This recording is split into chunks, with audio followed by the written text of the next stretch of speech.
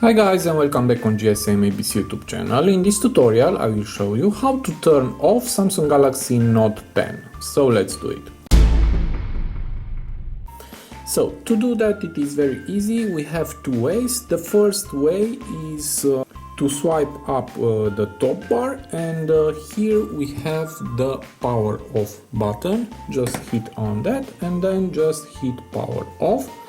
And the second way is to push together for a long time the power on button and the volume down button, like this. Keep pushing, and now from here you can select power off or restart. So it is very easy. We have two ways: swipe the top bar or push together for a long time, volume down and power button. So this was my tutorial for today. I hope to be useful for you, and see you to the next. Have a nice day.